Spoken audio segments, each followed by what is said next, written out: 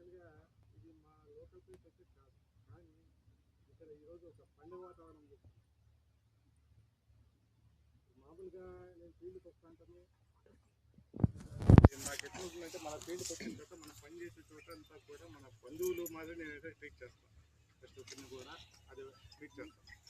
ఇక్కడ ప్రజల సహకారం అనేది ప్రతి ఒక్కరికి అవసరం. మనం మొక్కలు నాటే కార్యక్రమం మొక్కలు నాటే కార్యక్రమంలో ప్రజల సహకారం అనేది కంపల్సరీ అవసరం. ఫారెస్ట్ని రక్షించుకోవాలంటే వాటితో కాకుండా బయట రెవెన్యూ భూముల్లో కానీ ఎక్కడైనా సరే మొక్కలు నాటాలంటే ప్రజల సహకారం కంపల్సరీ. దాన్ని ఫస్ట్ నాటిన తర్వాత దాన్ని సంరక్షించుకోవాల్సిన బాధ్యత మనందరికీ ఉంటుంది. ఇక్కడ లాస్ట్ ఇయర్ నుంచి గతం ఇప్పుడు నేను ఇక్కడ వచ్చి 3 సంవత్సరాలు అవుతుంది. ఈ 3 సంవత్సరాల్లో మనం అడవుల్ని కాపాడుకోవడం, పర్యావరణాన్ని సమతుల్యతతో మొక్కలు నాటే ఒక్కటే కాదు, మొక్కలతో పాటు జంతువులు పక్షుల్ని కూడా రెండింటినీ కూడా కాపాడుకోవాలి. ఎందుకంటే ఆ జంతువులు పక్షులు లేకపోతే అడవులు అనేవి లేవు. అడవులు లేకపోతే మనిషి అనేవాడు ఉండడు. భూమి మీద ప్రతి ఒక్క మనిషికే కాదు, ప్రతి ఒక్క జీవికి జీవించే హక్కు ఉంటుంది. మనం వాటి హంటింగ్ కానీ వేటగాళ్ళు వాళ్ళు ఇల్లంతా వస్తుంటారు. అట్లాంటివి మనకు అక్కడితో నియంత్రించాలి. లేకపోతే ఇప్పుడు కొన్ని జంతువులన్నీ కూడా అంతరించిపోయినాయి.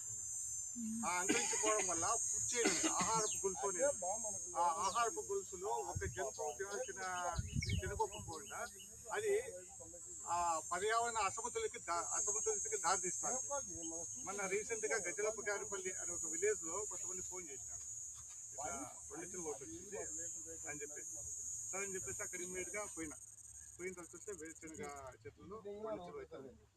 సో దాన్ని యాక్చువల్గా పట్టుకొని మళ్ళీ రెస్క్యూ అంటే ఎవరు జనసంచారం లేని అటవీ ప్రదేశంలో వదిలేస్తారు. యాక్చువల్గా ఆ కొండచిలువ అనేది మనుషులకి ఎటువంటి హాని తలపెట్టాలి. అది కేవలం దాని ఆహారం ఇచ్చేసి ఎలుకలు, పందికొక్కులు ఇట్లాంటివి, అంతేగాని మనిషి అయితే దాని ఆహారం కాదు. కానీ మనం చేస్తాం, దాన్ని చూసిన వెంటనే కొంచెం భయం అదేం చేస్తుందో అని. సో దాని కారణంగా చక్కని చంపడాలు. యాక్చువల్గా పర్యావరణానికి మంచి మేలు చేసే వైల్డ్ లైఫ్ పైథాన్ అనేది, కొండచిలువ అనేది పర్యావరణానికి చాలా మేలు చేస్తుంది అడవి జంతువులు. సో అట్లాంటివన్నీ మనము పక్షుల్ని, జంతువుల్ని, చెట్లు కాపాడుకోవాలి. కానీ చెట్లతో పాటు చెట్లు ఉండాలంటే ఇప్పుడు ఈ అడవి అంతా కూడా హెల్తీగా ఉండాలంటే ఇవి వన్యప్రాణులు ఉండాలి, కంపల్సరీ వన్యప్రాణులు ఉండాలి, పక్షులు ఇవన్నీ కూడా ఉండాలి. ఇవన్నీ ఉంటేనే అక్కడ వాతావరణం అనేది, పర్యావరణం అనేది సమతుల్యతగా ఉంటుంది. దీంట్లో ఏది కరువైనా సరే ఆ ప్రాంతం అనేది పర్యావరణం అయితే అసమతుల్యతగా